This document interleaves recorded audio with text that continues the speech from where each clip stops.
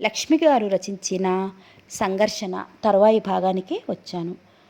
కథ సోఫార్ ఏమైంది, మనకి ఇంట్రడ్యూస్ అయిన క్యారెక్టర్స్, మెయిన్ క్యారెక్టర్స్గా భావించాలి అంటే దీప్తి, జయంతి ఇద్దరు డిఫరెంట్ కాంట్రాస్ట్ అమ్మాయిలు. ఒక అమ్మాయి వెరీ మోడర్న్, ఒక అమ్మాయి ట్రెడిషనల్. హీరో ఇంట్రడక్షన్ అంటూ ఏమీ అవ్వలేదు. శ్రీకాంత్ అనే ఒక అబ్బాయి, దీప్తి కలిసి తిరుగుతున్నారు.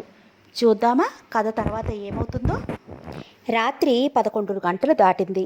రుక్మిణి ఆదేశించిన ప్రకారం పనివాళ్ల చేత అన్నీ ఎక్కడ సామాన్లు అక్కడ సర్దించి, ఖరీదైన పింగాణి గాజు సామాన్లు తనే స్వయంగా సర్ది అలసటగా అప్పుడే తన గదిలోకి వచ్చింది జయంతి. అంత అలసిపోయినా జయంతిలో కాగడా వేసి వెతికినా ఎక్కడా విసుగనేది కనపడదు. సాధారణంగా చాలామందికి ఇంటి పనంటే ఎంతో విసుగ్గా అనిపిస్తుంది. కానీ జయంతికి ఇంటి పనన్నా ఏమీ విసుగు ఉండదు. జయంతి ఇల్లు సర్దిందంటే ఎంతో కళాత్మకంగా సర్దుతుంది. ఆ ఇంటికి వచ్చిన వారంతా ఆ కళాహృదయం రుక్మిణికే ఉందని ఆమెని ముఖం మీదే మెచ్చుకుంటారు.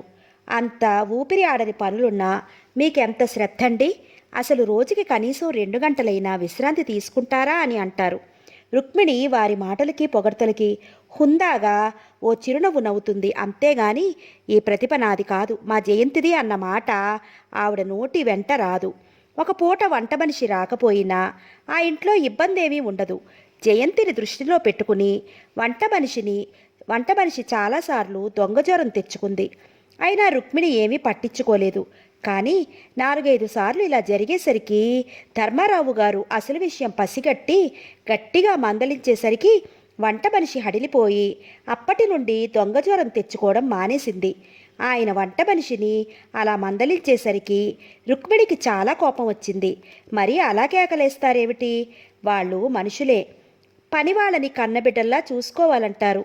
జ్వరం వస్తే కూడా వంటకి రావాలా? జ్వరంతో వంట చేస్తే ఎలా తినాలి? అది మనకి అనారోగ్యం కాదు. అది నిజంగా జ్వరం వస్తే వంట చేయడానికి ఒళ్ళు తెలియని జ్వరం. తల్లో గంపెడు పూలు పెట్టుకుని మొగుడితో సినిమాకి వెళ్ళటానికి ఏమీ జ్వరం లేదు. ఇదిగో రుక్కు, ఇంట్లో అవసరం తీరిపోతోంది కదా అని వాళ్ళ దొంగ ఎత్తులు సాగనిస్తే నెలకి 15 రోజులు వాళ్ళకి జ్వరం వస్తూనే ఉంటుంది. సినిమాకి వెళ్ళాలంటే చెప్పి ముందుగా వెళ్ళమను, సంతోషంగా డబ్బులిచ్చి మరీ పంపుతాను అన్నారు. భర్త చూసే ఉంటాడని ఇంకేమీ మాట్లాడలేక ఊరుకుంది రుక్మిణి. మంచం మీద పడుకున్న జయంతికి కాసేపు పార్టీ హడావుడి కళ్ళ ముందు మెదిలింది. ఆ తర్వాత వెంటనే నిద్రలోకి జారిపోయింది. జయంతి నిద్రపోతున్నంత నిశ్చింతగా మిగతా వారు నిద్రపోలేదు. దీప్తి కళ్ళ ముందు శ్రీకాంత్ రూపం తప్ప ఇంకెవరూ కనిపించడం లేదు. అంత క్రితం శ్రీకాంత్తో పరిచయం, ఇక ముందు అతనితో గడపబోయే రోజులు ఎంతో మనోహరంగా ఊహించుకుంటూ అప్పుడప్పుడు ముసిముసి నవ్వులు నవ్వుకుంటోంది. బుగ్గల్లోకి వెచ్చని ఆవిరి చోటు చేసుకుని చెంపలు కెంపులే అవుతున్నాయి. అప్పుడప్పుడు 2 చేతులతో మొహం కప్పుకుని పరవశంగా నవ్వులు చిందిస్తోంది. అంతలోనే తను ఒక్కతే ఆ గదిలో ఉన్నట్లు గుర్తుకొచ్చి మామూలుగా అవుతోంది. ధర్మారావు గారు చేతులు వెనక్కి పెట్టుకుని ఆ గదిలో పచారులు చేస్తున్నారు. ఆయన ముఖం చాలా గంభీరంగా ఉంది. కనుబొమ్మలు ముడుచుకుని ఉన్నాయి. రుక్మిణి చేతులు కట్టుకుని అటూ ఇటూ 4 అడుగులేస్తోంది. అప్పుడప్పుడు విసుగ్గా భర్తకేసి చూస్తోంది. అయినా ఆవిడ ఏదో తీవ్రంగా ఆలోచిస్తూనే ఉంది. ఆవిడ కూడా అటూ ఇటూ పచారు చేస్తున్న ధర్మారావు గారు హఠాత్తుగా ఆగారు. వెనక్కి తిరిగి భార్యను ఉద్దేశించి, రుక్కు, దీప్తికి తొందరే గాని ఆలోచన లేదని మనకి చాలా అనుభవాలే అయ్యాయి. మనం పంతాలకి పోయామంటే ఆఖరికి దాని పర్యవసానం అనుభవించేది కూడా మనమేనని మర్చిపోకు అంటే కస్సుమన్నట్లుగా చూసింది రుక్మిణి. బర్త్డే పార్టీకి ఒక ఫ్రెండుని పిలిస్తే దానికి ఇంత హంగామా ఎందుకు చేస్తున్నారో నాకు అర్థం కావటం లేదు.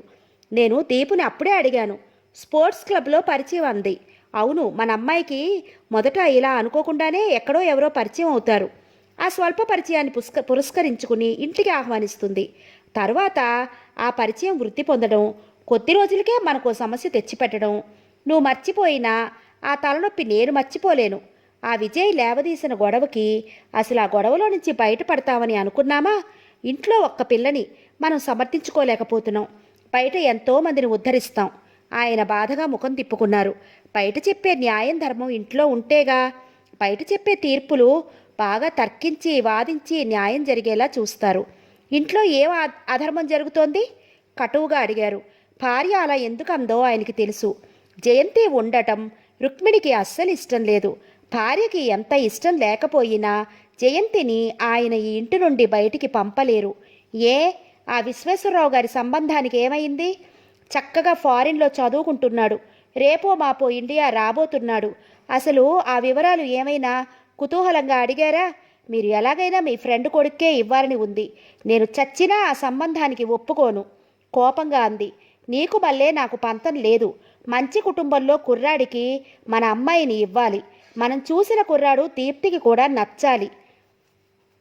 అంతేకాని నా స్నేహితుడి కొడుక్కే ఇవ్వాలనే పట్టుదల నాకు లేదు, అసహనంగా అన్నాడు. విశ్వేశ్వరరావు దంపతులు వాళ్ళింటికి రమ్మని అన్నారు. ఓసారి వెళ్ళి వద్దాం, భర్త కళ్ళల్లోకి చూస్తూ అంది. ఎప్పుడు చెప్పారు? ఆయన కనుబొమ్మలు ముడిపడ్డాయి. భర్త చిరాకుని రుక్మిణి గ్రహించింది. వాళ్ళు వెళ్తూ వెళ్తూ వాళ్ళింటికి రమ్మని చాలా ఇదిగా చెప్పారు. మీరు వాళ్ళు వస్తుంటే అసలు పట్టించుకోనేలేదు. అందుకే నాకు చెప్పారు. మంచిది, ముందు నువ్వు వెళ్ళిరా, నేను రావడం సంగతి తర్వాత ఆలోచిద్దాం, చిరాకుని అణుచుకుంటూ అన్నారు.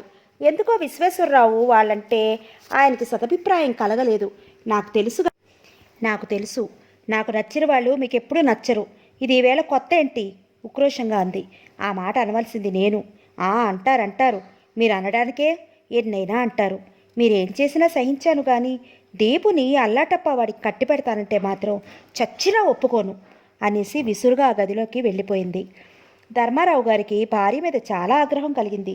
విసురుగా వెళ్ళి భార్యని పళ్ళ బిగువను చూస్తూ ఉండిపోయారు. దీనికి ఈ జన్మలో బుద్ధి రాదు. దీప్తి మీద తల్లి ప్రభావం 3 వంతులుంది.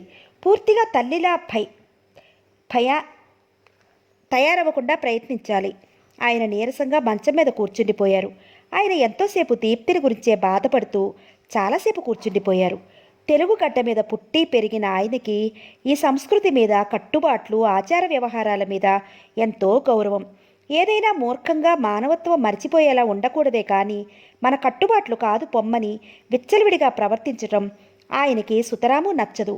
ఆయన కట్టుబాట్లు, ఆచార వ్యవహారాలు వారు పాటించటం అదో చిన్నతనంగా, అవమానంగా భావించిన వాళ్ళు వాళ్ళ సంస్కృతిని వారే అవమానపరుచుకున్నట్లని ఆయన వాదిస్తారు. రుక్మిణి ఆయనకి పూర్తిగా విరుద్ధం. మారే కాలంలో మనము మారాలి. మారలేని వాళ్ళు ఆవిడ దృష్టిలో బొత్తిగా చేతకాని వాళ్ళు, అసమర్థులు. భర్త భావాలు, అభిప్రాయాలు ఆవిడికి బూజు పట్టిన భావాలలా అనిపిస్తాయి. అందుకే ఒక్కగానొక కూతుర్ని తనకి ఇష్టమైన రీతిలో పెంచసాగింది. తన ఒక్కగానొక కూతురు ఒక్కసారైనా చక్కగా వాలుజడ వేసుకుని పట్టుచీర కట్టుకుంటే చూడాలని ఆయనకి ఎంతో సరదా. ముఖ్యంగా సంక్రాంతి, ఉగాది పండగలలో ఆయనకి ఈ కోరిక బలంగా కలుగుతుంది. రుక్మిణి దీప్తి జుట్టు జానుడు కన్నా పెరగనియ్యదు. ఇంకా చీరంటే అదో పెద్ద భూతం అన్నట్లు పరిగెట్టేలా చేసింది. అబ్బా, ఆ వెధవ చీరల సరదా తీరకపోతుందా? నువ్వు డాడీ చెప్పినా చీర కట్టుకోకు దీపు. ఒకసారి చీర కట్టావంటే ఇక డాడీ ఈ జన్మలో ఏ డ్రెస్సులు వేసుకోనివ్వరు అని భయపెట్టింది. అమ్మో, నాకు చీరలు వద్దు బాబు. కళ్ళు పెద్దవి చేసి గుండెల మీద చేతులుంచుకుంటుంది దీప్తి. అలా పెంచింది రుక్మిణి. దీప్తి తన పనికి అడ్డు రాకపోతే సాధారణంగా ఎవరినీ అనవసరంగా హీనపరచదు. తనకి ఎవరు ఎదురు చెప్పకపోయినా, తనని ఎవరు ఏమీ అనకపోయినా అందరినీ అథారిటీ చేస్తూనే ఉంటుంది రుక్మిణి.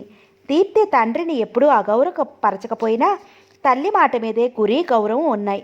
తండ్రికి చెప్పింది ఇష్టం లేకపోతే సారీ డాడీ అన్నంత తేలిగ్గా తల్లికి చెప్పలేదు. అసలు దీప్తి ఎప్పుడు ఏం కావాలన్నా తల్లినే అడుగుతుంది. అయినా ధర్మారావు గారు ఏమీ బాధపడరు. ఇంట్లో ఉండే సమయంలో కూతురు, భార్య ఇంట్లో ఉంటే వాళ్ళతో కాలక్షేపం చేయాలనే చూస్తారు.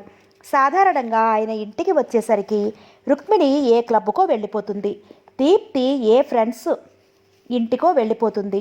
ఆయన ఇంటికి వచ్చేసరికి ఎంబ్రాయిడరీ చేస్తూనో, వీణ సాధన చేస్తూనో జయంతే ఇంట్లో ఉంటుంది. ఆయన ఆడపిల్లకి ఉండాలని కోరుకుంటున్నవన్నీ జయంతిలో ఉన్నాయి. ఆయన మనసు బొత్తిగా బాగుండనప్పుడు కూడా జయంతిని వీణ వాయించమని, అలాగే కళ్ళు మూసుకుని వింటారు. ఆయన జయంతిని అంత అభిమానించటం రుక్మిణికి సుతరాము ఇష్టం లేదు. భార్యకి ఇష్టం లేదని తెలిసినా ఆయన జయంతిని అవమానించడం మానరు. తనని అభిమానించే పెదనాన్నని ఎంత గౌరవిస్తుందో, తనని చీటికి మాటికి కసురుకునే పెద్దమ్మని కూడా అంత గౌరవిస్తుంది జయంతి. తల్లిపోయి తండ్రి తనని పట్టించుకోకుండా ముక్తి మార్గం అంటూ సాధువుల వెంట పడిపోయినా తన కర్మానికి తనని వదిలేయకుండా బయటికి తిరిగి వచ్చి తనకింత నీడ ఇచ్చిన ఆ దంపతులంటే ఎనలేని భక్తి గౌరవం ఉన్నాయి. దీప్తి అంటే వెర్రి అభిమానమే ఉంది గాని ఈర్ష్య గాని అసూయ గాని లేదు.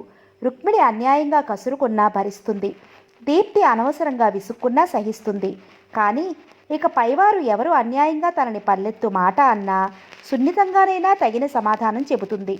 అసలు రుక్మిణి పనిగట్టుకుని పిలిస్తే కానీ, రుక్మిణి స్నేహితులు వచ్చినప్పుడు కానీ, బంధువులు వచ్చినప్పుడు కానీ రాదు. రుక్మిణి స్నేహితులు, వారి పిల్లలు గొప్పవాళ్ళు, ఆధునిక భావాలు కలవాళ్ళు. తనని వాళ్ళు ఓ చీమనో దోమనో చూసినట్లు చూస్తారు. ఇంకా బంధువులు వస్తే తన తండ్రిని విమర్శిస్తారు. తండ్రి ఆప్యాయత ఎన్నడూ ఎరగకపోయినా వాళ్ళు తన ఎదురుగా తండ్రిని ఘోరంగా విమర్శిస్తుంటే వినలేదు, ఏమీ అనలేదు. అందుకే సాధ్యమెంత దూరంగా మసులుతుంది వీళ్ళకి. ఎవరి విషయాల్లోనూ తనకే తాను కలుగు చేసుకోదు. ఇంట్లో ఎవరు ఏ పని చెప్పినా సంతోషంగా చేస్తుంది. ఆ తర్వాత తన పని తాను ప్రశాంతంగా చేసుకుంటుంది.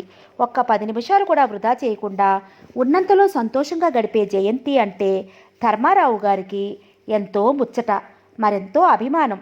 ఏ సమస్య వచ్చినా పిల్లల ఎదురుగా వాదించుకోవడం ధర్మారావు గారికి ఇష్టం ఉండదు. కోపం వచ్చిందంటే రుక్మిణి వెనక ముందు చూడదు. తన అభిప్రాయం చెప్పందే వదిలిపెట్టదు. తన మాట నెగ్గందే ఊరుకోదు.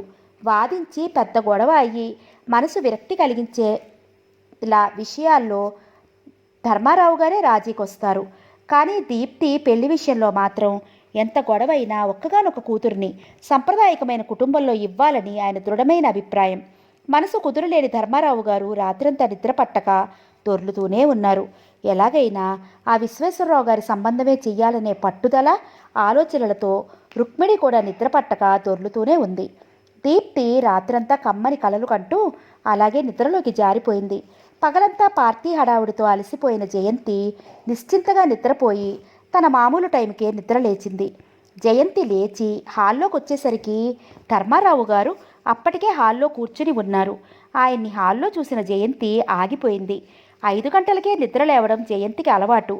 జయంతిని నిద్రలేచి ముఖం కడుక్కుని కాసేపు చదువుకుంటుంది. 6 గంటలవుతుండగా ధర్మారావు గారు లేస్తారు. ఆయన లేచేసరికి రేడియో ఆన్ చేస్తుంది. భక్తి రంజనలో మంచి భక్తి గీతాలు వస్తే శ్రద్ధగా వింటారు, లేకపోతే టేప్ రికార్డర్ పెట్టుకుంటారు. రుక్మిణి 7 దాటితే గాని అస్సలు లేవదు. దీప్తి తనకి ఇష్టమైనప్పుడు లేస్తుంది. జయంతిని చూసి అప్పుడే లేచావేమిటమ్మా అన్నారు. 5 గంటలైంది పెదనాన్న అంటూ ఆయన దగ్గరగా వస్తూ అప్పుడే లేచారేం పెదనాన్న అని అడిగింది. మెలకు వచ్చేసిందమ్మా అంటూ జయంతి కేసు చూశారు. ఆ ముఖం ఎప్పుడూ ప్రశాంతంగానే కనపడుతుంది ఆయనకి. చిన్నపిల్లగా ఉండగానే జయంతి ఇంటికి వచ్చింది. పసితనంలో కూడా ముఖంలో విసుగు కోపం కానీ, తన ఈడు పిల్ల దీప్తి అపురూపంగా పెరుగుతోందన్న ఈర్ష్యా అసూయలు కానీ ఆయన ఎప్పుడూ చూడలేదు. అసలు మనుషులకి కాస్తన్నా కష్టం ఇబ్బందులు ఉంటేనే మనసు వికసించి వివేకం విజ్ఞానం పెంపొందుతాయేమో, లేకపోతే ఏమిటి? చిన్నతనంలోనే తల్లిదండ్రుల ఆదరణకి దూరమైంది. ఇక్కడ తను ఎన్నని చూడగలడు? రుక్కు మనస్తత్వం ఎలాంటిదో, జయకి ఎంత ఆదరణ లభిస్తుందో తనకి తెలుసు. పెదనాన్న ఏమిటలా ఉన్నారు అని అడిగింది. ఎందుకో ఆయన దిగులుగా ఉన్నారని మాత్రం గ్రహించింది. ఆ వెళ్ళమ్మా, వెళ్ళి ముఖం కడుక్కునరా, నేను కూడా ముఖం కడుక్కుని వస్తాను అని లేచి బాత్రూమ్ కేసి వెళ్ళిపోయారు. ఆయన వెళ్ళిన వైపు ఓ మారు చూసి తను కూడా వెళ్ళిపోయింది. ముఖం కడుక్కుంటున్నంతసేపు ఆయన గురించే ఆలోచించసాగింది. నిన్నంతా పార్టీలో హుషారుగానే ఉన్నారు కదా, ఇంట్లో గొడవ కూడా ఏం జరగలేదు, ఎందుకు అలా ఉన్నారు? జయంతి వచ్చేసరికి ధర్మారావు గారు తువ్వాలుతో ముఖం తుడుచుకుంటూ అప్పుడే వస్తున్నారు. జయంతి షోకేసులో నుంచి టేప్ రికార్డర్ తీయబోయింది. ఆయన ఇలా చాలా తొందరగా లేచినప్పుడు టేపులో భక్తి పాటలు వినడమో, జయంతిని వీణ వాయించమనడమో అలవాటు. టేప్ రికార్డర్ తీస్తుంటే జయ వీణ తీసుకురా అన్నారు తువ్వాలు కుర్చీ మీద వేసి కుర్చీలో కూర్చుంటూ. చేస్తున్న పని ఆపి తల తిప్పి ఆయన కేసి చూసింది. ఆయన ముఖం భారంగా ఉంది. కంఠం బరువుగా పలికింది. జయంతి వీణ తీసుకువచ్చి శృతి సరిచేసుకుంటూ ప్రశ్నార్థకంగా కళ్ళెత్తి ఆయన కేసి చూసింది. ఆయన కుర్చీలో వెనక్కి వాలి కళ్ళు మూసుకుని ఉన్నారు. జయంతి అలా కళ్ళు ఎత్తేసరికి ఆయన ఎలా గ్రహించారో, మేలుకొరుము బాలభాస్కర, మేలుకొరుము ఉదయభాస్కర మెల్లగా చరణం అందిస్తున్నట్లుగా అన్నాడు కళ్ళు మూసుకునే. జయంతి క్షణంలో సగం సేపు తెల్లబోయినట్లు చూసింది. మరుక్షణం జయంతి వేళ్ళు వీణ తీగలను సుటారంగా మీటుతూ స్తబ్దుగా ఉన్న హృదయాలని మేలుకొలుపుతూ చకచకా చురుగ్గా సాగుతూ చెవులకి ఇంపుగా, మూగబోయిన మనసులని ఉత్తేజపరుస్తున్నట్లుగా సాగిపోతున్నాయి. ఆ శబ్ద తరంగాలు ఆయన మనసులో గూడు కట్టుకున్న దిగురుని పోగొట్టి కాస్త సేద తీరినట్లుగా అనిపించి మెల్లగా కళ్ళు తెరిచారు. పెదవులు అవ్యక్తమైన ఆనందంతో కొద్దిగా వెచ్చుకున్నాయి. కళ్ళు వాల్చుకుని భక్తిభావంతో వీణ వాయిస్తున్న జయంతి ఆ క్షణం ఆయన కళ్ళకి అపర సరస్వతిలా కనపడింది. జయంతిని కన్న తల్లిదండ్రులు ధన్యులు. జయంతిని చేపట్టపోయేవాడు అదృష్టవంతుడు అని అనుకోకుండా ఉండలేకపోయారు. వినే ప్రతివారికి వీణులు విందుగా వినిపించే ఆ వాయిద్యం రుక్మిణికి కర్ణ కఠోరంగా వినిపించసాగింది. మొదటి చరణానికే విసుగ్గా లేచి కూర్చుంది. రెండో చరణానికి విసురుగా తలుపులు తెరుచుకుని బయటికి వచ్చింది. 4 అడుగులు విసురుగా వేసి ఏదో అందామని నోరు తెరిచి అంతలో అక్కడ భర్తని చూసి టక్కున ఆగిపోయింది. జయంతి వాయిద్యం ఆయన నిమిలిత నేత్రుడై పారవస్యంతో ఆలకిస్తున్నారు. అలాంటి సమయంలో తను నోరు పారేసుకుంటే దాని పర్యవసానం ఎలా ఉంటుందో తెలుసు కాబట్టి వెంటనే చిరాగ్గా లోపలికి వెళ్ళి పళ్ళున తలుపులు మూసుకుంది. ఆ చప్పుడికి ఆయన ఉలికిపాటుగా కళ్ళు తెరిచారు. జయంతి మాత్రం ఇదేమీ గమనించలేదు. జయంతి వీణ వాయించడం ఆపాక ధర్మారావు గారు అన్నారు, ఎంత బాగా వాయించావమ్మా, కనీసం వారానికి ఒకసారైనా ఈ పాట నాకు వాయించి వినిపించు. అలాగే పెదనాన్న, రోజు ఉదయం తప్పకుండా ప్రాక్టీస్ చేయాలనిపిస్తోంది. చాలా రోజులు అయింది ఈ పాటకు వాయించి. మంచిదమ్మా, నీ మేలుకొలుపుతోనే నేను లేస్తాను. మా అమ్మ రోజు తెల్లవారుగట్లు చల్ల చిలుకుతూ పాడేది. ఆవిడ ఒక చరణం పూర్తయ్యేసరికి నేను ఆవిడ పక్కన ఉండేవాడిని. ఆ రోజులు జ్ఞాపకం చేసుకుంటూ అన్నారు, ఆవిడ పాడటం నాకు ఏమీ గుర్తులేదు, కానీ మా అమ్మగారు గుర్తున్నారు అంది వీణ చాప మీద పెట్టేస్తూ. మా అమ్మది కూడా చాలా చక్కని గాత్రం. కళ్ళు మూసుకుని అలా కాసేపు ఉంటే ఆవిడ మాటలు, ఆ ఆప్యాయత, ఆ కమ్మని కంఠం అన్నీ అనుభవిస్తున్నట్లే అనిపిస్తుంది. ఆయన కళ్ళు మూసుకుని గతంలోని కమ్మని జ్ఞాపకాలను నెమరు వేసుకోసాగారు. జయంతి ఒళ్ళో చేతులు పెట్టుకుని ఆయన చెప్పే మాటలు శ్రద్ధగా వినసాగింది. ఆయన నోటి వెంట ప్రవాహంలా ఆనాటి ముచ్చట్లు మురిపాలు దొర్లిపోతున్నాయి. ఆ మాటల్లో తన తండ్రి ప్రసక్తి రావటంతో మనసు మూగబోయింది. తన తండ్రి గురించి ఆ ముసలమ్మ పడే తాపత్రయం అన్నీ కళ్ళకు కట్టినట్లు చెప్తుంటే ఆ తల్లి ఆదరణ అంత పుష్కలంగా అనుభవించిన తన తండ్రికి తిరిగి తన సంతానానికి అంత కాకపోయినా అందులో సగం ఆప్యాయతనైనా ఇచ్చి పెంచాలని తెలియదా? బాధ్యత లేకుండా సంసారాన్ని కన్నబిడ్డని అలా గాలికి ఎలా వదిలేయగలిగారు? అమ్మా జయ ఉలికిపాటుగా తలెత్తింది. జయంతి పరాగ్గా ఉన్నట్లు ఆయన కూడా మొదట గుర్తించలేదు. తరువాత గ్రహించారు. ఎటో చూస్తూ పరాగ్గా ఉండడం. ఏమిటి అలా అయిపోయావు? నీ మాటలతో నేను అప్పటికీ మీ మధ్యలోకి వచ్చేశాను పెదనాన్న. ఎలాగైనా పూర్వపు రోజుల్లో ఇంత హడావుడి ఉరుకు పరుగులు ఉండేవి కావేమో కదా. తన మనసులోని దిగులు ఏమాత్రం బయటపడిపోకుండా జాగ్రత్త పడుతూ అంది. అవును తల్లి, కాలంతో సమానంగా పరిగెత్తాలని పోటీ పడుతున్నాడు మానవుడు. అలా కూడా తృప్తి పడకుండా కాలాన్ని అధిగమించి పయనించాలని చూస్తున్నాడు. అలా తాపత్రయపడటంలో చాలామందిలో సహనం, సహృద్భావం కొరవడిపోతోంది. ఏది ఏమైనా పాతకాలం నాటి ఛాందస భావాలని, మూఢ నమ్మకాలని పట్టుకు వేలాడటం ఎంత మూర్ఖత్వమో, ఎదుటి వారిని చూసి వాతలు పెట్టుకోవడం అంత అవివేకం. నువ్వు వెళ్ళి చదువుకో అన్నారు.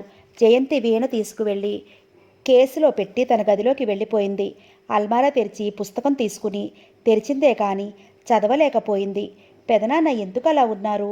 చాలా దిగులుగా, ఏదో పోగొట్టుకున్నట్లు ఉన్నారు. అలా ఆలోచిస్తున్న జయంతికి ఏదో అనుమానం వచ్చింది. అంతే అయి ఉంటుంది. విశ్వేశ్వరరావు కుటుంబాన్ని పెద్దమ్మ అందలం ఎక్కించింది. నాగభూషణం కుటుంబాన్ని పెదనాన్న ప్రత్యేకంగా నిన్ననే పిలిచారు. పెద్దమ్మ హోదా చూపిస్తే పెదనాన్న అభిమానాన్ని చూపించారు. ఇదే పట్టని దీప్తి మధ్యలో శ్రీకాంత్ని ఆహ్వానించింది. దీనికే ఏదైనా మాట అనుకున్నారేమో. ఆ రోజు ఇంట్లో ధర్మారావు గారు, రుక్మిణి ఎడముఖం పెడముఖంగానే ఉన్నారు. దీప్తి ఊహాలోకాల్లో తేలిపోతోంది. జయంతి ఎప్పటిలా తన పని తను చేసుకుంటోంది. ఆ రోజు ఆదివారమైనా ఎవరి గదుల్లో వాళ్ళు దూరి కూర్చున్నారు. ఆ భార్యాభర్తల మధ్య మాట రాకపోతే డైనింగ్ టేబుల్ దగ్గరైనా కాసేపు కులాసాగా కబుర్లు చెప్పుకుంటారు. ఇప్పుడు ఇద్దరూ ముభావంగా ఉండటంతో ఆ ఇంట్లో అసలు సందడి లేనట్టుగా ఉంది. దీప్తికి తల్లిదండ్రులు ఎలా ఉన్నా ఎప్పుడూ చీకు చింత అనిపించదు. జయంతికి మాత్రం వాళ్ళు అలా ఉన్నప్పుడు పిక్కుమన్నట్టుగా ఉంటుంది. మొహమాటంగా అనిపిస్తుంది. అందరూ మౌనంగా టిఫిన్ తీసుకున్నారు. ధర్మారావు గారు హార్లో కూర్చుని పేపర్ చూస్తున్నారు. రుక్మిణి తన గదిలో ఏదో మ్యాగజైన్ తిరిగేస్తోందే కానీ ఆవిడ భర్తని ఎలా సుముఖం చేసుకోవాలా అని ఆలోచిస్తూనే ఉంది. జయంతి పూసలతో డాన్స్ బొమ్మ తయారు చేస్తోంది. మ్యాగజైన్ తిరగేస్తున్న రుక్మిణి విసుగ్గా లేచి నిలబడింది. గది గుమ్మం వరకు వచ్చి కాసేపు ఆగిపోయింది. భర్త హాల్లో ఉన్నాడేమోనని చూసింది.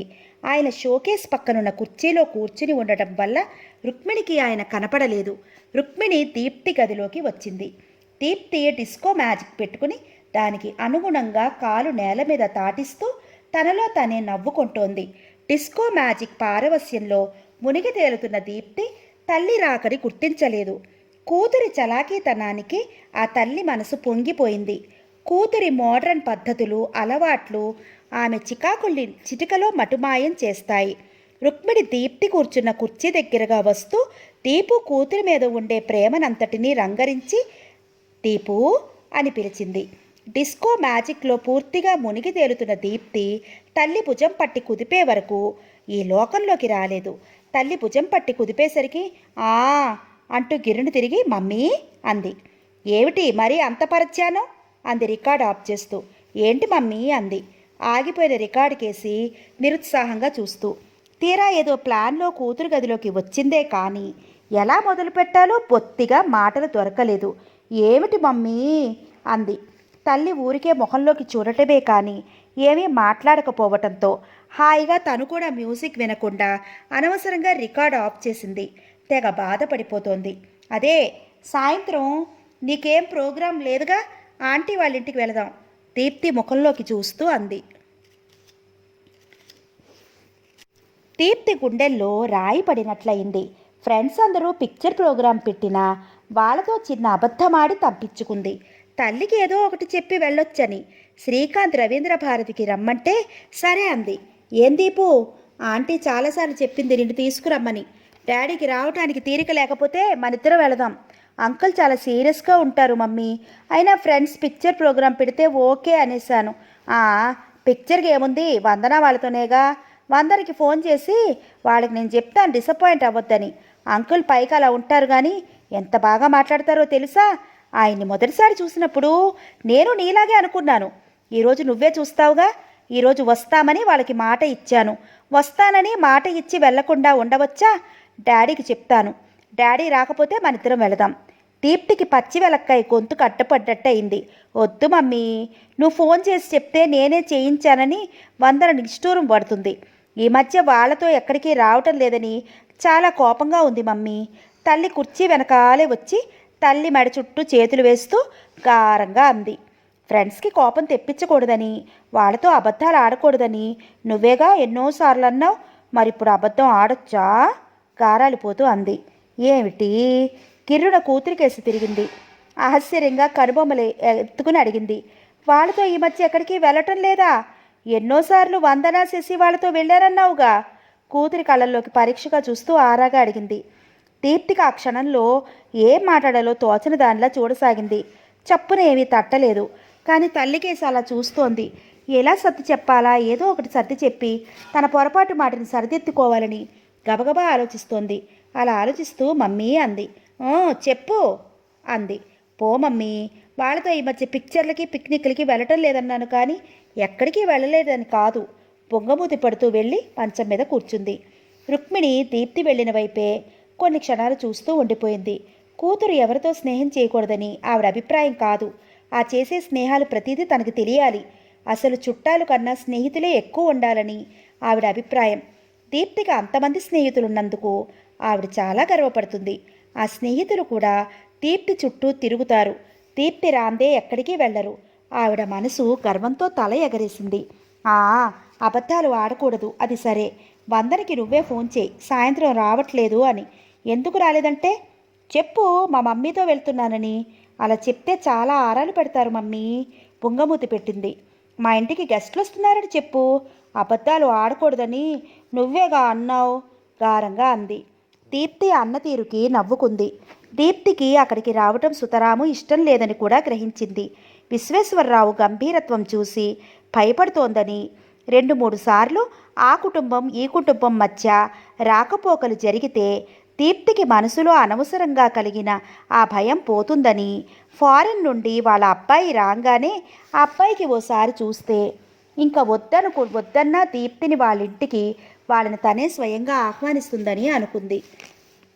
వాళ్ళింటికి వెళ్ళి దీపు రుక్మిణి లేచి దీప్తి దగ్గరికి వెళ్ళింది. దీప్తి తల మీద చెయ్యి వేస్తూ ప్రేమ నిండిన స్వరంతో అంది, నేను రమ్మన్న చోటికి ఇలా ఎప్పుడైనా అయిష్టత చూపావా? ఈ తాపత్రయం అంతా నీకోసమే కదా. ఈరోజు వస్తానని మాటిచ్చాను.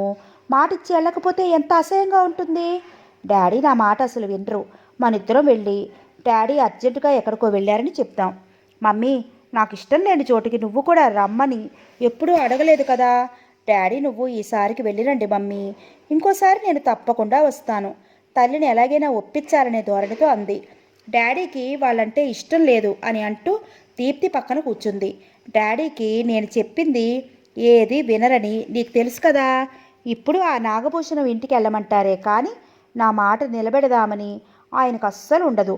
మా బంగారు తల్లి కదా, ఈ ఒక్కసారికి రా. ఈసారి నీ ప్రోగ్రాం ఎప్పుడూ క్యాన్సిల్ చేయను. దీప్తి నోటికి తాళం పడింది.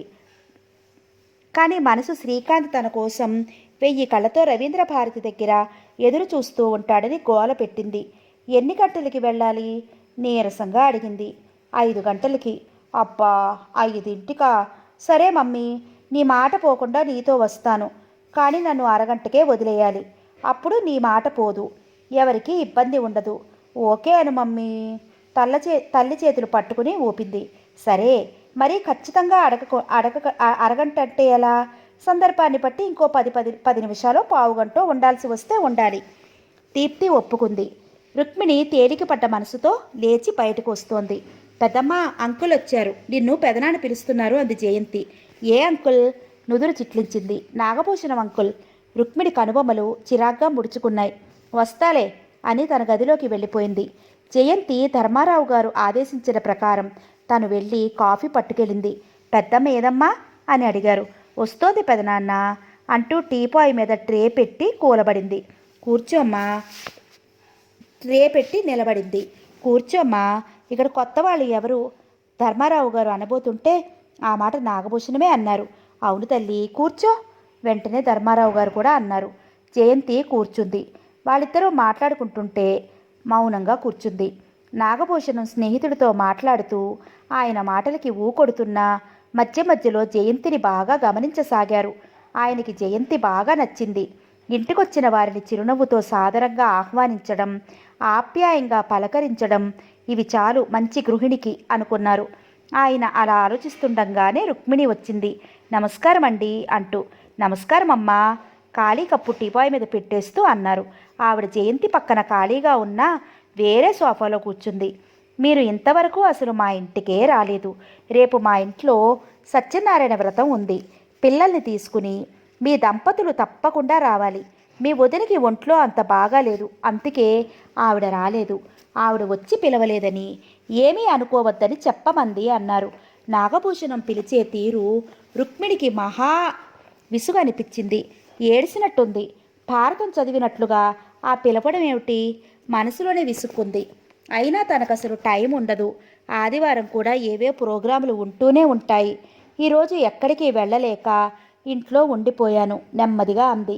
ఆవిడ ఎంత విసుగుని అణుచుకుని చెప్పినా నాగభూషణం ఆవిడ అయిష్టతను గ్రహించాడు. తన భార్య స్వయంగా వచ్చి పిలవనందుకు ఏమీ అనుకోవద్దని చెప్పమందని చెప్పినా దానిదేముంది, పర్వాలేదని కూడా రుక్మిణి మాట వరుసకైనా అనకపోవటం ఆయన దృష్టిని దాటిపోలేదు. అయినా అదేం పెద్ద పైకి వ్యక్తం చేయకుండా అన్నారు. ఈ పనులు ఎప్పుడూ ఉంటాయి. ఇది ఒక పనే అనుకునో ఆ పనుల వల్ల కలిగిన అలసటని తీర్చుకోవడానికైనా ఆ ప్రపంచం నుండి బయటపడి ఇలాంటి సందర్భాల్లోనైనా రాకపోతే ఎలాగ చెప్పండి? అబ్బా, చిన్న మాటకి ఎంత లెక్చర్ ఇచ్చాడు. మళ్ళీ ఏమంటే ఇంకేమంటాడోనని సరేనండి అనేసింది. చాలా సంతోషం. అమ్మాయి లేదా అని అడిగాడు. రుక్మిణి ఏదో చెప్పే లోపలే ధర్మారావు గారు ఉంది అని జయంతికేసి తిరుగుతూ, జయా, దీప్తిని పిలుచుకురా అన్నారు. జయంతి వెళ్ళి దీప్తిని పిలుచుకొచ్చింది. దీప్తి ట్రాన్సిస్టర్ చెవి దగ్గర పెట్టుకుని స్కోర్ వింటూ వచ్చింది. పల్చని లేత గులాబీ రంగు మ్యాక్సీలో ఉంది. జుట్టు విరబోసుకుని ఎటువంటి అలంకరణ లేకుండా నాగభూషణానికి దీప్తి ఆ టైంలో చాలా వెలితిగా అనిపించింది. నాగభూషణం అభిప్రాయాలు, వాళ్ళ ఇంట్లో కట్టుబాట్లు తెలిసిన ధర్మారావు గారు దీప్తిని అలా చూసి కొంచెం బాధపడ్డారు. కానీ దీప్తిని ఆ ఇంట్లో ఇస్తే కొద్ది రోజుల్లో వాళ్ళు అభిమానంతో మార్చగలరనే నమ్మకం ఆయనకుంది. దీప్తి రాగానే నాగభూషణమే పలకరించాడు. ఓ మీరా, నమస్తే అంకుల్ అని తల్లి పక్కన కూర్చుంది. అయినా రేడియో ఆపు చేయలేదు. ఇంకా ధర్మారావు గారే ఊరుకోలేక, ఇప్పుడు రేడియో ఎందుకమ్మా, కాసేపు ఆపు చేసేయ్ మెల్లగానే అన్నారు. దీప్తి వెంటనే ఆపు చేసింది. తండ్రి అలా అన్నందుకు దీప్తి ఏమీ బాధపడలేదు. రుక్మిణి దాన్ని అవమానంగా భావించింది. నాగభూషణ వెళ్ళాక ఆ విషయం గురించి భార్యాభర్తలిద్దరూ వాదించుకున్నారు. అసలు ఉదయం నుండి ఇద్దరు చిర్రుపురులాడుతూ ఉన్నారేమో. ధర్మారావు గారు కూడా గట్టిగానే మాట్లాడారు. దానికి తెలియకపోతే నువ్వైనా చెప్పొద్దు. ఇంటికి అతిథి వచ్చాడు, ఒకరు ఎదురుగా వచ్చినప్పుడు అలాగేనా రావటం? ఎదుటి మనిషి పలకరించే వరకు తను ఎక్కడుందో తెలియనట్లుగా ఆ ట్రాన్సిస్టర్ పెట్టుకురావడం బాగుందా? అలాగే నా ఆడపిల్లని పెంచేది. ఆయన ఆవేశానికి మనసులో కాస్త జంకినా పైకి బింకంగా అంది. నేను చేసింది ఏది మీకు నచ్చదు. అది ఈరోజు కొత్త కాదు. నా పెంపకం నచ్చకపోతే మీరే పెంచుకోండి. మహారాజులా పెంచుతాను. మధ్యలో నువ్వు కలగ చేసుకోకపోతే సరి ఆవేశంగా అన్నారు. ఈ కొట్లాట దీప్తి ఏమీ వినలేదు. తన గదిలో డిస్కో రికార్డులు వింటూ శ్రీకాంత్ సాయంత్రం ఆలస్యంగా తను వెళ్తే ఎలా అలుగుతాడో, ఆ ముఖం ఎలా ఉంటుందా అని ఆలోచించుకుంటూ తనలో తనే నవ్వుకుంటోంది. జయంతి గుండెలు పీసుపీసుమంటున్నాయి. తన గదిలో నుంచి బయటికి రావడానికే భయంగా ఉంది. సాధారణంగా వాళ్ళిద్దరూ ఇంత గట్టిగా వాదించుకోరు. తమ కొట్లాట పిల్లలు వినడం ఆయనకిష్టం ఉండదు. రుక్మిణి గొంతు స్థాయి పెంచితే అప్పటికి ఆయన తన కోపాన్ని దిగమింగి తగ్గిపోతారు. దీప్తి తమ చెయ్యి దాటిపోకుండా ఒక క్రమశిక్షణలో పెంచాలని ఆయన తాపత్రయం. రుక్మిణికి కూతురు తన మాటే వింటుందని గర్వం. తండ్రి పద్ధతులు అలవాట్లు దీప్తికి నచ్చవని రుక్మిణికి తెలుసు. అందుకే బిక్కంగా ధైర్యంగా మీరే పెంచుకోండి అంది. దీప్తి మృదువుగా చెప్తే ఇంకా వినే పరిస్థితుల్లోనే ఉందని ధర్మారావు గారికి నమ్మకం. కానీ ఇద్దరికీ వినదని వాళ్ళిద్దరికీ కూడా తెలియదు. తల్లి తను ఆడింది ఆటగా పాడింది పాటగా సాగనిస్తుంది కాబట్టి తల్లి చెప్పింది కొంతైనా వింటుంది. అంతేకాని దీప్తికి ఇష్టం లేనిది ఎవరు ఎంత అభిమానంతో కూడా చేయించలేరు. ఇంతవరకు నువ్వు ఇలా చెయ్యి అలా ఉండు అని ఎవరూ అనలేదు కాబట్టి దీప్తి మనస్తత్వం పుత్రప్రేమతో ఆయన కూడా గ్రహించుకోలేకపోయారు. ఆ కోపంలో రుక్మిణి సాయంత్రం విశ్వేశ్వరరావు ఇంటికి రమ్మని అడగలేదు. దీప్తిని తీసుకుని వెళ్ళిపోయింది. దీప్తి అలంకరణ శ్రీకాంతుని దృష్టిలో పెట్టుకుని దానికి అనుగుణంగా చేసుకుంది. మోడర్న్ డ్రెస్ అలంకరణ రుక్మిణికి ఇష్టమే కాబట్టి ఆమెకి ఏమీ అభ్యంతరం లేదు. రుక్మిణి దీప్తిని తృప్తిగా చూసుకుంది. వాళ్ళు రాగానే ప్రభావతి సాదరంగా ఆహ్వానించింది. వీళ్ళు వెళ్ళిన పావుగంటకి హుందాగా వచ్చాడు విశ్వేశ్వరరావు. రుక్మిణి కంగారుగా లేస్తూ నమస్కారం అండి అంది. అలా అంటూ దీప్తిని మోచేత్తో పొడిచింది. శ్రీకాంత్ ఆలోచనలతో ఉన్న దీప్తి తల్లి హెచ్చరికని గ్రహించలేదు. ప్రభావతి అన్నయ్య గారు రాలేదేమని అడిగింది. కానీ విశ్వేశ్వరరావు అడగలేదు. ఇది రుక్మిణి మనసుకు కొంచెం బాధ అనిపించినా మగపిల్లవాడి వాళ్ళు కదా, ఆ మాత్రం బెట్టు ఉంటుంది అనుకుని మనసుకి సర్ది చెప్పుకుంది. వాళ్ళు మాట్లాడుకుంటుంటే దీప్తి అప్పుడప్పుడు వాచి చూసుకుంది. క్షణాలు యుగాల్లా గడుపుతోంది. ఇది గ్రహించిన రుక్మిణి దీప్తి మోచేతి మీద తాకినట్లుగా తాకి హెచ్చరిస్తోంది. అయినా దీప్తి అదేమీ పట్టించుకోలేదు. ఏమిటి దీప్తి అస్తమానం టైం చూసుకుంటోంది? ఎక్కడికైనా ప్రోగ్రాం ఉందా? ప్రభావతి అడిగేసింది. దీప్తి ఏం చెప్తుందోనని ముందే రుక్మిణి అంది. ఈరోజు ఫ్రెండ్ బర్త్డే, సాయంత్రం పార్టీ ఉందట అంది. ఆహా అందావిడ. దీప్తి తేలిగ్గా గాలి పీల్చుకుంది. మనసు సంతోషంతో ఉరకలు వేసింది. ముఖంలో సంతోషం నాట్యం చేసింది. అప్పుడే శ్రీకాంత్ని కలిసినంత ఆనందం వేసింది. వాళ్ళు పెట్టిన ఫలహారాలన్నీ వద్దనకుండా తీసుకుంది. అలా తీసుకుంటూ వాళ్ళ మాటల్లో అప్పుడప్పుడు తను కూడా మాటలు కలిపింది. కాసేపు కూర్చున్నాక ఆంటీ, అంకుల్, ఇంక నేను వెళతాను లేచి నిలబడుతూ వినయంగా అంది. మంచిదమ్మా, అప్పుడప్పుడు వస్తూ ఉండు అంది ప్రభావతి.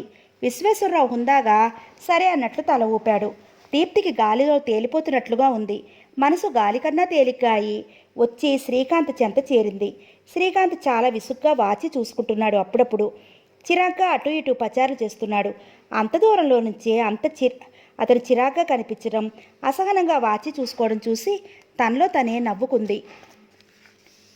దగ్గరగా వెళ్ళి ఎక్స్క్యూజ్ మీ సార్ అంది నవ్వు ఆపుకుంటూ గట్టిగా. చిరాగ్గా పరాగ్గా ఉన్న శ్రీకాంత్ మెడ దగ్గరగా ఒక్కసారి గట్టిగా వినిపించేసరికి ఉలికిపాటుగా వెనక్కి తిరిగాడు. కళ్ళల్లో ఆనందం చిందులు వేస్తుండగా నవ్వుతూ దీప్తి కనపడేసరికి ఒక్కసారిగా విసిల్ వేయాలనిపించింది. కానీ తన సంతోషాన్ని అణుచుకున్నాడు. ముఖం చాలా సీరియస్గా పెట్టాడు. మహారాణి గారికి ఇప్పటికి తీరికైందా అన్నాడు. సారీ మహారాజు గారు, ఆటో ట్రబుల్ ఇచ్చింది. ఇంకో ఆటో పట్టుకుని వచ్చేటప్పటికి ఇంత లేట్ అయింది. నవ్వు ఆపుకుంటూ వినయంగా అంది. అలాగండి, మీకు శిక్ష బాగానే వెయ్యాలి అంటూ చెయ్యి గట్టిగా పట్టుకున్నాడు. అబ్బా, బాధ నటించింది. ఏ కంగారుగా ఎటు తిరిగాడు. ఏం లేదు, నీ వాలకం చూస్తే అమాంతం నన్ను మింగేసేలా ఉన్నావు. పద పద అంది. నిజం చెప్పావు, లేకపోతే 5 గంటలకి వస్తానన్నా. మంచి హోటల్కి వెళ్ళి ఆ తర్వాత ట్యాంక్ బండి మీద కాసేపు కూర్చుని రవీంద్ర భారతికి వెళ్ళాలనుకున్నాం. దేనికి టైం లేకుండా చేశావు. ఇప్పుడేం చేద్దాం అన్నాడు. మీ ఇష్టం సార్, ట్యాంక్ బండిలోకి దూకుదామన్నా సిద్ధమే తల ఎగరేస్తూ అంది. చా, అంత కర్మేం పట్టింది. ఈసారి ఆ మాట అన్నావంటే 2 చేతులతోనూ ఎత్తి విసిరేస్తాను. ఎక్కడికి? ఆశ్చర్యంగా కళ్ళు పెద్దవి చేసింది. నాకు ఇష్టమైన చోటికి. అంటే అంటే దీప్తి చెయ్యి మెల్లిగా నొక్కుతూ దీప్తికేసి తిరిగాడు కొంటిగా నవ్వుతూ.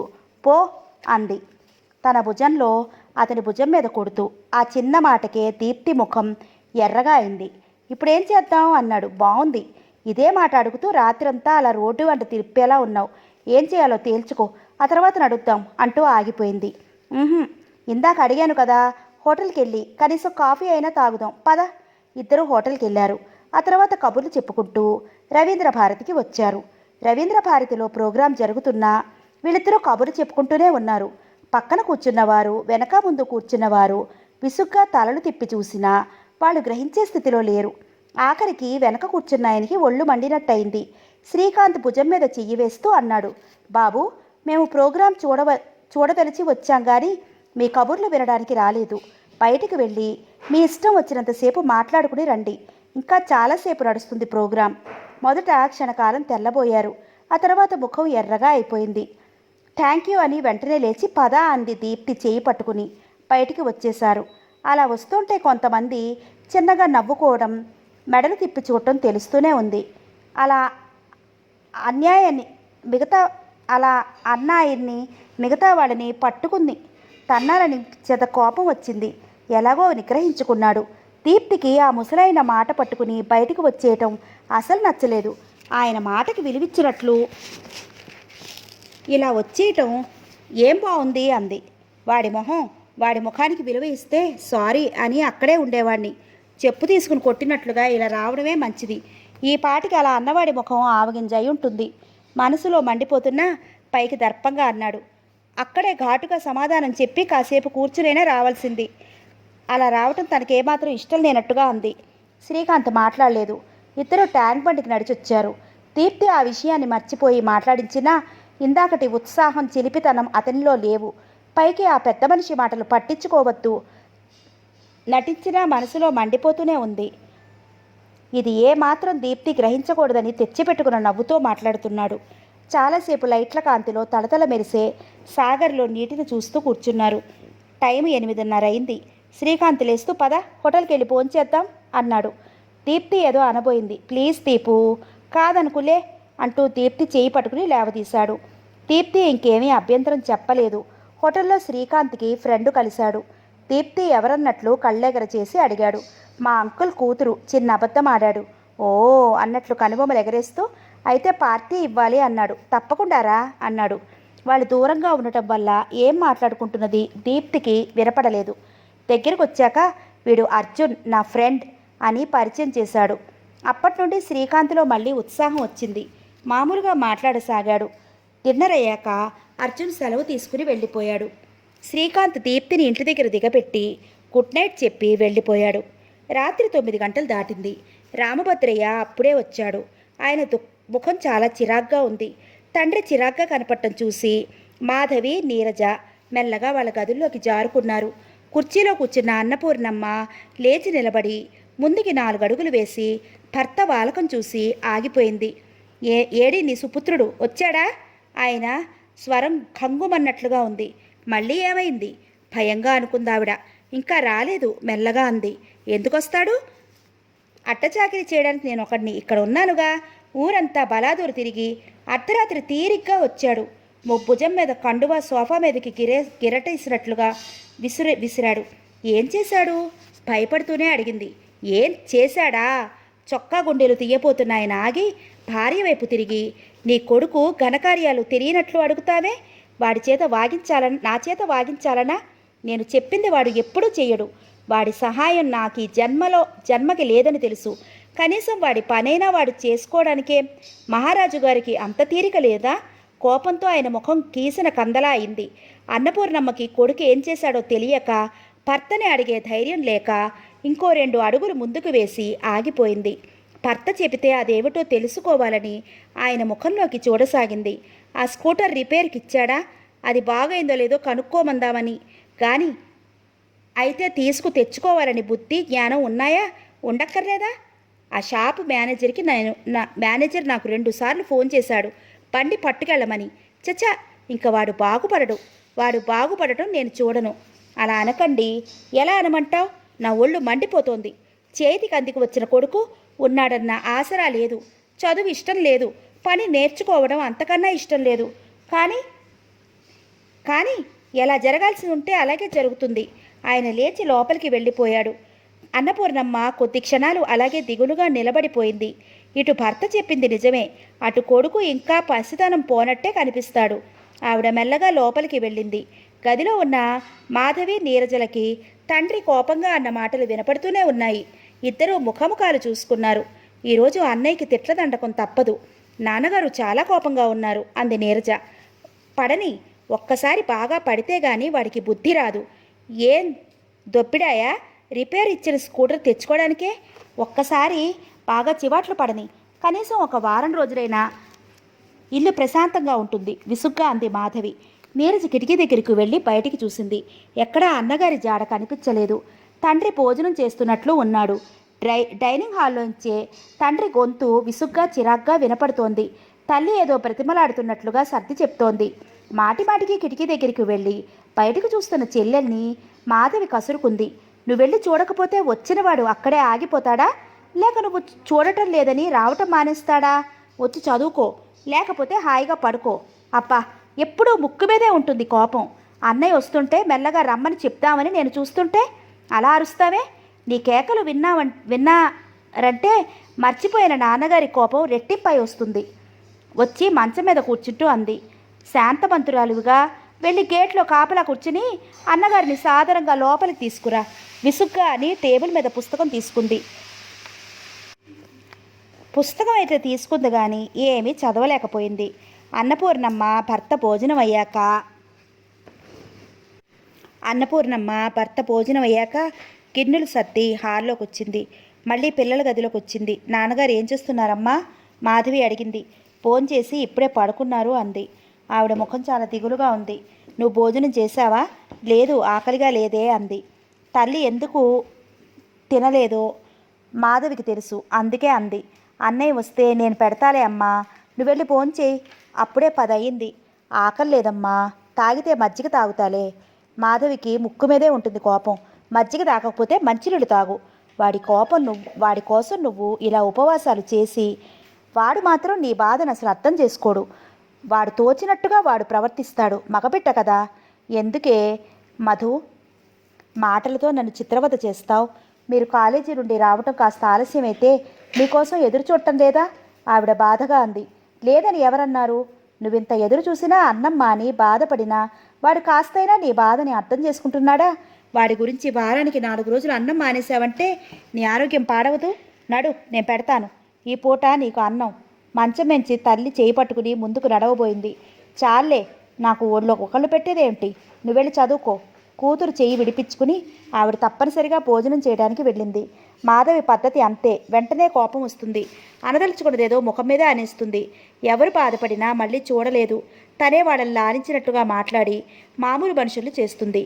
మాధవికి ఉన్న చొరవ ధైర్యం నీరజకి లేవు. ఎవరి మీద సాధారణంగా కోపం తెచ్చుకోదు. ఇంట్లో కొట్లాట్లు వస్తాయంటేనే భయపడుతుంది. కోపంగా ఉన్న వాళ్ళని పలకరించలేదు. బాధగా ఉన్న వాళ్ళని ఓదార్చలేదు. అన్నపూర్ణమ్మ అన్నం తిని హాల్లోకొచ్చి కొడుకు వస్తున్నాడేమోనని కిటికీలో నుంచి బయటకు చూసింది. అలా పావుగంట నిలబడినా కొడుకు వచ్చే సూచనలు కనిపించలేదు. ఆవిడ లోపలికి వెళ్ళిపోయింది. వచ్చి మంచం మీద పడుకుందే గాని చాలాసేపటి వరకు ఆవిడకి నిద్ర పట్టలేదు. అలారం టైం పీస్ 11 గంటలు చూపిస్తోంది. మాధవి పుస్తకాలు సర్ది లైట్ ఆర్పి వచ్చి కిటికీ దగ్గర నిలబడింది. రోడ్డంతా నిర్మానుష్యంగా ఉంది. అప్పుడప్పుడు ఒక్కో వెహికల్ వెళ్తోంది. అప్పుడో మనిషి ఇప్పుడో మనిషి అన్నట్టుగా కాలినడకన మనుషులు వెడుతున్నారు. అంతంత ఉద్యోగాలు చేసుకుంటున్న వాళ్ళు రాత్రి 11 గంటలకైనా ఇల్లు చేరతారు. ఈ మహానుభావుడు ఎప్పుడూ బిజీయే. చాలాసేపు నిలబడి కాళ్ళు గుంజటంతో విసుగ్గా అనుకుని వచ్చి మంచం మీద పడుకుంది. నీరజ ఎప్పుడో నిద్రలోకి జారుకుంది. ఈరోజు తప్పకుండా ఏదో గొడవ జరుగుతుందన్న భయంతో పుస్తకం తెరిచినా ఏమీ చదవలేకపోయింది. అలా పుస్తకంలోకి చూస్తూనే నిద్రలోకి జారిపోయింది. మధు. కళ్ళు మూసుకుని పడుకున్న మాధవి ఉలిక్కిపడి కళ్ళు తెరిచింది. మధు మధు కిటికీ దగ్గర నుంచి వినపడటంతో లేచి కూర్చుని కిటికీ కేసి చూసింది. మాధవి తల తిప్పగానే మధు తలుపుతీ మెల్లగా అన్నాడు శ్రీకాంత్. మాధవి చప్పున మంచం దిగి గబగబా బయటకు వచ్చింది. అలా గబగబా వస్తున్నదల్లా క్షణం సేపు ఆగి తల్లిదండ్రులు పడుకున్న గదికేసి చూసింది. ఆ గదిలో నుంచి మెల్లగా గురక వినిపిస్తోంది. మాధవి తేలిగ్గా గాలి పీల్చుకుని గబగబా వెళ్ళి మెల్లగా తలుపు తెరిచింది. శ్రీకాంత్ లోపలికి రాగానే మళ్ళీ తలుపులు మూసి వెనక్కి తిరిగేసరికి అప్పటికే శ్రీకాంత్ మేడ మీద ఉన్న తన గదిలోకి వెళ్ళడానికి మెట్ల వరకు వెళ్ళిపోయాడు. అదే బయటికి వెళ్ళిపోతున్నావు, అన్నం తినవా అన్నగారికేసి పరీక్షగా చూస్తూ అడిగింది. వెళ్ళబోతున్న శ్రీకాంత్ ఆగి మెడ వెనక్కి తిప్పి చూస్తూ అన్నాడు. అయింది, తినే వచ్చాను. ఆ మాటతో మాధవికి ఒళ్ళు మండింది. మర్చిపోయిన కోపం మళ్ళీ బుస్సుమంది. ఆహా, మరి మొదట చెప్పే వెళ్ళకపోయావా? నీకోసం అమ్మ భోజనం మానుకుని కూర్చుంటుంది. అయ్యో కొడుకు ఇంకా రాలేదని నువ్వేమో దర్జాగా బయటికి తిని వస్తావు. నింపాదే నీ కంచుకంట నువ్వును. గబగబా చెల్లెల దగ్గరికి వస్తూ అన్నాడు. అమ్మ భోజనం చేయలేదా? అమ్మ ఇంకా పడుకోలేదా? బెదిరించి సతాయిస్తే బలవంతంగా ఇంత క్రితమే 4 ముద్దలు తిని వెళ్ళింది. మరి నిద్రపోయిందో లేదో పిలవనా? అప్పా, ఎందుకే మధు అంత కోపం? నాన్నగారు ఏమైనా కేకలేశారా? మెల్లగా అడిగాడు. నన్నెందుకు కేకలేస్తారు? నేనేం తప్పు చేశానని చురుగ్గా చూసింది. అప్పా, నిన్ను కాదే, నా గురించి ఏమైనా అన్నారా? ఎందుకంటారు? ఆ టైంలో నువ్వు ఎదురుగా ఉంటే నా బంగారు కొండ అని ముద్దు పెట్టుకునేవారు. ఏదో గొడవ జరిగే ఉంటుందనుకున్నాడు. ఏ గొడవ జరగకపోతే మధు ఇలా మాట్లాడదు. ఇంట్లో లైట్లు వెలుగుతూనే ఉన్నాయి. మాధవి కళ్ళల్లోకి చూస్తూ చెప్పవా అన్నాడు. నువ్వు వచ్చేసరికి ఇల్లు ప్రశాంతంగానే ఉందిగా, ఇప్పుడెందుకు ఆ గొడవ? వెళ్ళి హాయిగా పడుకో. అప్పా, చంపక చెప్పవే విసుగ్గా అన్నాడు. ఏ విసుక్కుంటే చెప్తాననుకున్నావా? నేను చచ్చినా చెప్పను. విసురుగా వెళ్ళబోయింది. శ్రీకాంత్ చప్పున మాధవి చేయి పట్టుకున్నాడు. మా బంగారు తల్లివి కదా, చెప్పవా ప్రతిమాలే ధోరణిలో అడిగాడు. అలా రా దారికి. స్కూటర్ రిపేర్కి ఇచ్చి ఎన్నాళ్ళయింది? నడుము మీద చేతులుంచుకుంటూ అడిగింది. ఎంత? వారమో 2 వారాలో అయి ఉంటుంది. అంతేగా మరి. ఆ మెకానిక్ నాన్నగారికి 2 సార్లో 20 సార్లో కానీ మీ బండి మీరు పట్టుకెళ్ళపండి మహాప్రభు అని ఫోన్ చేశాడట. నాన్నగారు ఇంటికి రాగానే అమ్మని 100 తిట్లు నిన్ను 200 తిట్లు తిట్టి ఫోన్ చేసి పడుకున్నారు. శ్రీకాంత్ పెదవి కొరుక్కుంటూ ఉండిపోయాడు. శ్రీకాంత్ని అలా చూసేసరికి మాధవికి జాలేసింది. రేపు తొందరగా లేచి నాన్నగారి పూజ అయ్యేసరికి ఆ స్కూటర్ తీసుకొచ్చేయి, పొద్దుపోయింది, వెళ్ళి పడుకో అనేసి తన గదిలోకి వెళ్ళిపోయింది. శ్రీకాంత్ మెల్లగా మేడ మీద ఉన్న తన గదిలోకి వచ్చాడు. మంచం మీద కూర్చుని బూట్లు ఊడదీసి ఓ మూలకి గిరాటేసినట్లుగా తోశాడు. బట్టలు కూడా మార్చుకోకుండా ఆ గదిలో అటు ఇటు విసుగ్గా చిరాగ్గా పచార్లు చేశాడు. అతనికి ఆ మెకానిక్ మీద పీకల వరకు కోపం వచ్చింది. రాస్కెల్. తను ఫోన్ చేసినప్పుడు 1 రోజు సార్, 1 గంట సార్ అన్నాడు. తను 2 సార్లు ఫోన్ చేసి విసుగొచ్చి వదిలేశాడు. పెద్ద బుద్ధిమంతుడిలా ఫోన్ చేశాడు. ఆ మెకానిక్ మీద పళ్ళు నూరుతున్నాడు. అతనికి అది అలవాటే. తన బద్దకించినా నిర్లక్ష్యం చేయకపోయినా అది తన తప్పుగా భావించడు. ఆ నిర్లక్ష్యం చూస్తే రామభద్రయ్యకి చిరాకు. ఈ వయసులో అంత బద్ధకం ఏమిటి, ఆ నిర్లక్ష్యం ఏమిటి అని కేకలేస్తాడు. శ్రీకాంత్కి స్నేహితులు ఎక్కువ, జీవితం అనుభవించడానికే అన్నట్లు ఉంటాడు. దానికి సాయం అతని ఫ్రెండ్స్ అందరూ కూడా ఇతరులాగే బాధ్యతలకి దూరంగా స్వేచ్ఛగా బ్రతకాలనుకునేవారే. శ్రీకాంత్ ఇంట్లో ఉన్న కాసేపు తండ్రిని తప్పించుకుని తిరుగుతాడు. సాధారణంగా స్నేహాలు చేయకూడదని, అసలు స్నేహితులే ఉండకూడదు అనే అభిప్రాయం గల ఆయన కాదు రామభద్రయ్య. స్నేహితులు ఉండాలి, ఈ వయసులో స్వేచ్ఛగానే తిరగాలి. కానీ అది ఎంతవరకు? ఆ స్వేచ్ఛ మితిమీరి బాధ్యతారహితంగా తయారవ్వకూడదనే ఆయన అభిప్రాయం. అందుకే శ్రీకాంత్ డిగ్రీతో చదువు ఆపేసి తనకి కాస్త చేదోడు వాదోడుగా కూడా ఉండకుండా స్నేహితుల వెంట అలా ఊరి మీద పడి తిరుగుతుంటే చూసి సహించలేకపోతున్నారు. అందులో ఈ కాలం పిల్లలకి రోషాలు ఎక్కువ. చిన్న మాట పడలేరు, కాస్తంత అవమానాన్ని కూడా సహించలేరు. తండ్రి చెప్పింది ఏది శ్రీకాంత్ బుర్రకి ఎక్కదు. ఆయన మాటలు చాదస్తంగా ఉపన్యాసాలుగా అనిపిస్తాయి. ఆ పెద్దవాళ్ళు వాళ్ళలాగే కట్టిపడేయాలని చూస్తారనే అభిప్రాయం శ్రీకాంత్కుంది. అందుకే తండ్రి ఎదురు పడకుండా సాధారణంగా తప్పించుకుని తిరుగుతారు. ఇలా ఇంట్లో తన గురించి గొడవ జరిగితే తల్లి ద్వారానో చెల్లెళ్ళ ద్వారానో అతనికి తెలుస్తుంది. దాన్ని బట్టి మర్నాడు తండ్రి అడిగితే చెప్పటానికి సమాధానాలు తయారు చేసి ఉంచుకుంటారు. ఇప్పుడు అలాగే రేపు తండ్రి అడగబోయే విషయాల గురించి, వారికి తగిన సమాధానాల గురించి కాసేపు తీవ్రంగా ఆలోచించుకున్నాడు. తర్వాత లైటు ఆర్పి వచ్చి మంచం మీద పడుకున్నాడు. అతని కళ్ళ ముందు ఇప్పుడు నవ్వుతూ దీప్తి ప్రత్యక్షమైంది. అతని పెదవులు చిరునవ్వుతో విచ్చుకున్నాయి. ఈ దీప్తి అదివరకే కనిపిస్తే ఎంత బాగుండేది అనుకున్నాడు. దీప్తిని ఒక్కరోజు చూడకపోయినా తను బ్రతకలేడు అనుకున్నాడు. తనని చూడందే దీప్తి కూడా ఉండలేదు అని కూడా అనుకున్నాడు. దీప్తి శ్రీకాంతులు తామిద్దరూ ఒకరినొకరు పూర్తిగా అర్థం చేసుకున్నామని ఎంతో సంతోషంగా పొంగిపోతున్నారు. దీప్తిది అసలు సిసరైన ప్రేమ. అది వరకు తన ఆస్తిని చూసో కాలక్షేపానికో తనకి తారసపడిన వాళ్ళు ప్రేమ నటించారు. దీప్తి అలా కాదు. తన ఇష్టాలే దీప్తి తనకి ఇష్టంగా భావిస్తుంది. తను గంగలో దూకమంటే దూకుతుంది. తన కోసం ఏం చేయమన్నా చేస్తుంది అని ఎంతో నమ్మకంగా సంభ్రమంగా అనుకున్నాడు. అది వరకు 4-5 అమ్మాయిల చేతుల్లో పల్టీలు కొట్టిన శ్రీకాంత్. అతను ఏ అమ్మాయి తనకి దగ్గరగా వచ్చినా ఇలాగే అనుకుంటాడు. ఈసారి నిజంగా అర్థం చేసుకున్నానని, ఒక్క క్షణం కూడా వదిలి ఉండలేను అని. కాలేజీలో చదివే రోజుల్లో 2 అమ్మాయిల్ని ప్రేమించారనుకున్నాడు. వాళ్ళు తిరిగి తనని అంత గాఢంగా ప్రేమించారనుకున్నాడు. తర్వాత అభిప్రాయ భేదాలు వచ్చి వాళ్ళకి ప్రేమంటే ఏమిటో తెలియదు అనుకున్నాడు. ఆ తర్వాత కలం స్నేహం ఓ ఫ్రెండ్ ద్వారా అలవాటైంది. ఉత్తరాల్లోనే గాఢంగా ప్రేమించేసుకున్నారు. ఒక్క 4 రోజులు ఆ ప్రేమికురాలి దగ్గరుండి ఉత్తరం రాకపోతే పిచ్చెక్కిన వాడిలా గంతులేసేవాడు. ఆ వెంటనే 4 ఠావుల ఉత్తరం రాసేవాడు విరహవేదనతో. ఆఖరికి ఆ కలం ప్రేమికురాలు శ్రీకాంత్ ద్వారా ఎన్నో బహుమతులు అందుకుని చిరకాలంగా హైదరాబాదు నగరాన్ని చూడాలనే కోరిక కూడా తీర్చుకుని శ్రీకాంత్కి గుడ్ బై చెప్పేసింది. ఆసారి నిజంగా కొన్నాళ్ళ వరకు తేరుకోలేకపోయాడు శ్రీకాంత్. ఆ తర్వాత ఆడదే అంత నిర్లక్ష్యంగా ఉంటే తనకేమిటి అని ఆమెను తలుచుకోవడం మానేసిన చాలా రోజులు వరకు అతనికి దగ్గరగా ఎవరు రాలేకపోయారు. అనుకోకుండా దీప్తి తటస్థపడటం అతనిలో కొత్త ఊపిరులు పోసుకోసాగింది. రాను రాను దీప్తిని ఒక్కరోజు కూడా చూడకుండా ఉండలేకపోయిన స్థితికి వచ్చాడు.